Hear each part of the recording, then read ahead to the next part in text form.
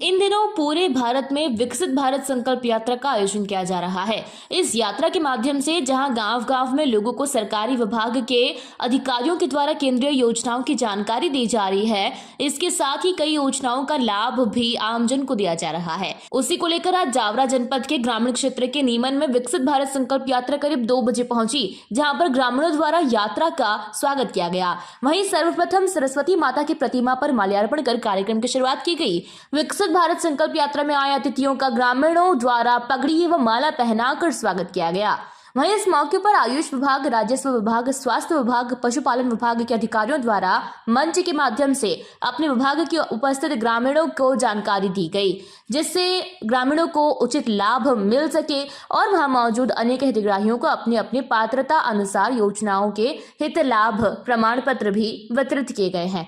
वहीं इस मौके पर जिला पंचायत अध्यक्ष प्रतिनिधि शंभूलाल चंद्रवंशी, जनपद पंचायत प्रतिनिधि अध्यक्ष हेमराज हाड़ा, बड़ावदा मंडल अध्यक्ष महेंद्र सिंह दादू, पूर्व जनपद अध्यक्ष रामविलास धाकड़, सरपंच रामेश्वर धाकड़, उप सरपंच अमीन खाना, सचिव पंच गोपाल धाकड़ सहित बड़ी संख्या में ग्रामीण जन एवं अधिकारी मौजूद रहे। और 15 नवंबर से इसका प्रारंभ हो गया था पूरे देश में। क्योंकि हमारे राज्य में चुनाव थे, इस वजह से आचार संहिता के कारण इन प्रवेश नहीं कर पाई, लेकिन 16 दिसंबर से ये यात्रा रतलाम जिले में प्रवेश की है और प्रत्येक ग्राम पंचायत में जाने का इसका लक्ष्य है।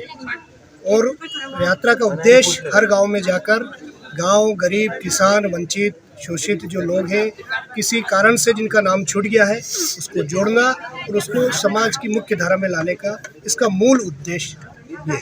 संकल्प यात्रा में कौन कौन अधिकारी मौजूद रह रहे हैं? सारे जनपद के जितने अधिकारी हैं, तहसील के अधिकारी हैं और इसकी पूरी मॉनिटरिंग जिला कलेक्टर के अधीनस्थ है। तो जिला कलेक्टर के अधीन जितने भी कर्मचारी आते हैं वो सारे डिपार्टमेंट यहाँ उपस्थित है।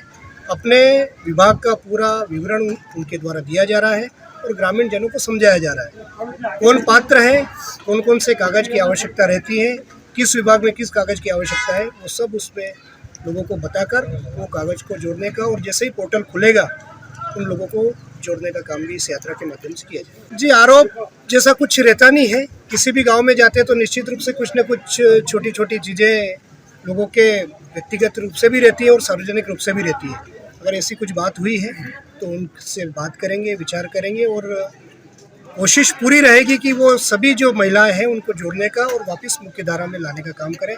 क्योंकि भारतीय जनता पार्टी एक परिवार के नाते, एक सेवा भाव के नाते काम करती है और लगातार इसी भाव से काम कर रहे हैं। इसीलिए जनता जनार्दन का ये आशीर्वाद हम सबको मिला। अभी डिपार्टमेंट को ये आवेदन प्राप्त हुए हैं। इसका रात को जो जनपद है उसमें सारा अपडेशन होता है और चूंकि इसमें ऐसा है कि जो लोग छूट गए हैं वो संभावित लाभार्थी की सूची में उनको डाला जाता है और जिनका पोर्टल जैसे उज्ज्वला योजना है, आयुष्मान है, ये तुरंत इसकी राहत तुरंत विभाग के द्वारा उनको दी जाती है।